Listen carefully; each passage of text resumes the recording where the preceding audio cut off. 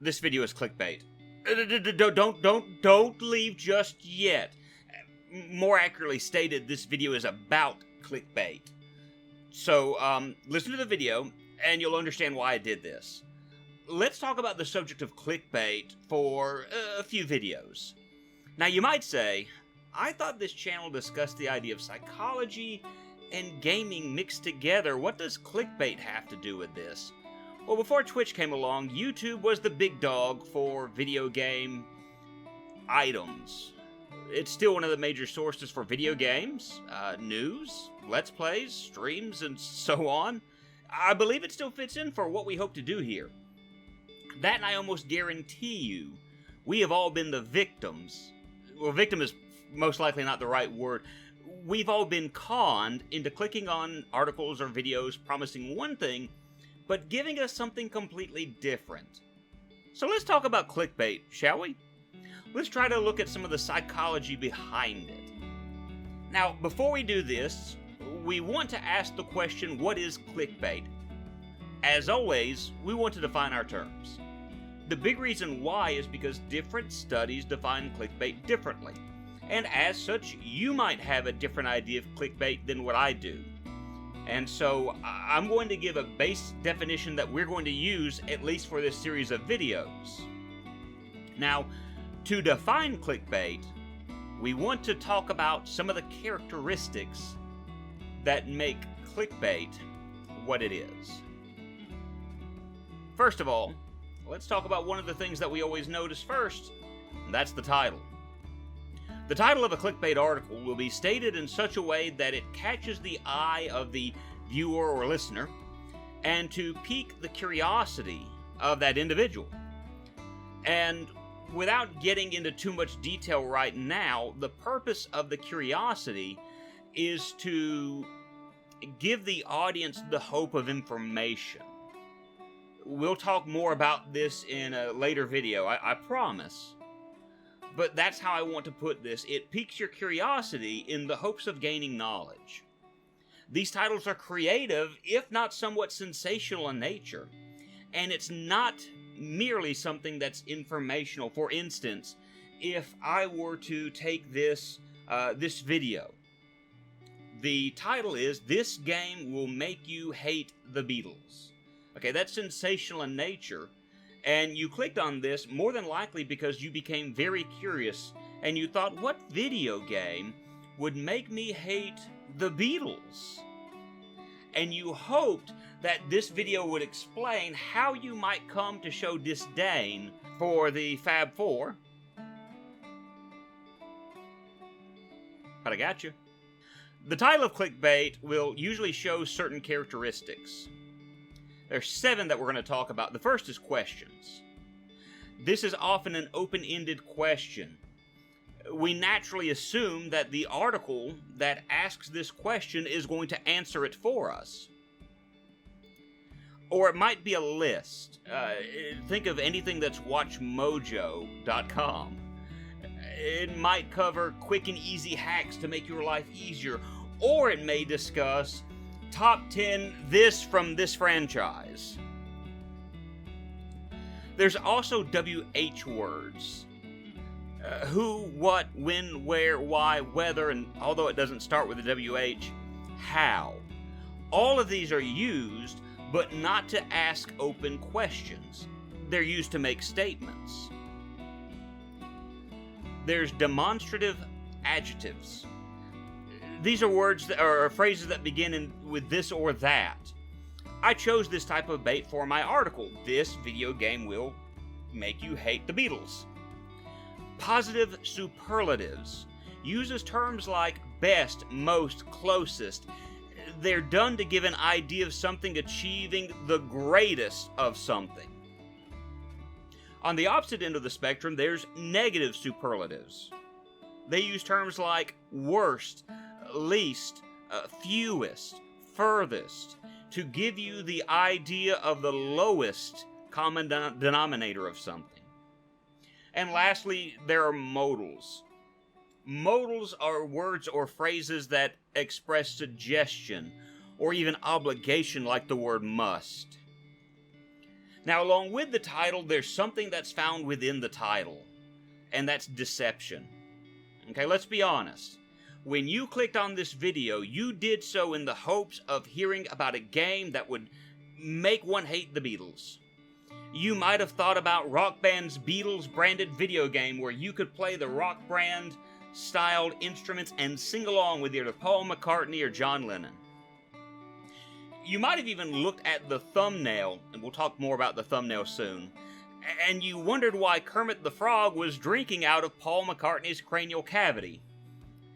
You click on the video, and there is little, if any, information on this subject so far. None of you were likely expecting an informational video about the psychology behind clickbait. While this video is used to teach and inform, many clickbait articles give the impression of informing while either giving you the bare minimum or pushing a false narrative. You're coerced into clicking the article because the title made you believe you were going to be informed about a certain topic.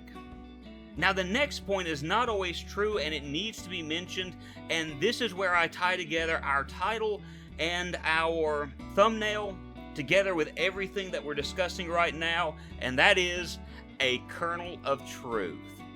Good clickbait will often tie together the article with the title. And so again, let's go back to the title of this video. I'm now going to tie everything together. I have a podcast with a fellow YouTuber by the name of Cosmoronic. Our podcast is called License to Game. We review video games based off of licensed properties, whether it be a television show, a comic book series, a movie, something of that nature, even books. So, we were recently reviewing an old NES game called Jim Henson's Muppet Adventures Chaos at the Carnival #1. The video and the background is that game. In the recording, I mentioned that as a teenager, I would play this game while listening to the Beatles' One album. And since that point, I've had a hard time listening to Eleanor Rigby without thinking about Chaos at the Carnival. And to be honest with you, I don't like that song anymore. I do not like listening to Eleanor Rigby. It's a skip for me because it makes me think of that old game.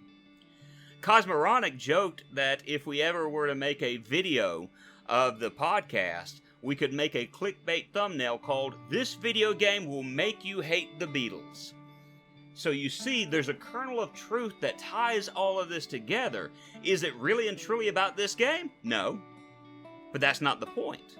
The point is, the title has pulled you in, has given you the bare information needed, and that's all that it needs to do. So that's the title. You've got the title, you have deception, you have a kernel of truth inside of it. Let's talk about the thumbnail.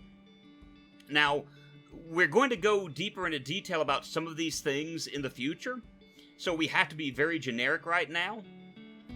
But the thumbnail plays a huge role in our clicks. There's an actual psychology behind that. For instance, there's color psychology. Colors are used in marketing, as different colors can often be used to evoke different emotions. For instance, the color blue often emotes the idea of sereneness, calmness. And even though these two social media networks are anything but calm, it's one of the reasons why Facebook and Twitter use a lot of blue on their websites. The color yellow often denotes happiness. But that's not always the same thing. Green or yellow can also be used to represent sickness. So what clickbait will do is use this type of psychology to their advantage. Again, we'll talk more about color psychology in the future, but know that color plays a huge role in this. Let's also talk about our good friends, the Red Circle, and his brother, the Red Arrow. A lot of clickbait will have this big red circle over an item that may or may not have anything to do with the video, or there's an arrow pointing. Well, what's the psychology behind that? Well, think about a big sale at your favorite store. What are you most likely going to see in big bright letters? Sale, 50% off. You might see the dates of the sale that lets you know there is a limited time that these items will be on sale. And why do they do this? They're trying to get your attention. They're trying to catch your eye as if to say, look at me, I am important. Well, that's the purpose behind thumbnails. This arrow is going to scream out to you saying, look at me, I have crucial information to give you about this video. Now, does the arrow or circle have anything to do with the actual video? Not always. This isn't about information, this is about getting your attention. So you can view the color psychology and these circles and arrows as another form of deception. So all of these things will come together to make clickbait what it is. And so the question now is, how do we define clickbait? Well, here's the way I'm going to define it for our upcoming videos. Clickbait is an article or video using deceptive or manipulative tactics in the hope of gaining revenue off the clicks of those looking for certain information. That's clickbait. And as much as I hate to say it, this video has been clickbait. But I hope that you learned a lot, at least about some of the psychology behind it. In future episodes, we're going to look more in detail about clickbait, and I'm going to be more forthright about what we're discussing when we go through those things. But I do hope that you enjoyed the video, that you were able to learn from it. Let me know your thoughts in the comments below. I hope you have a great day. Take care of each other, love one another, and as always, game in good health.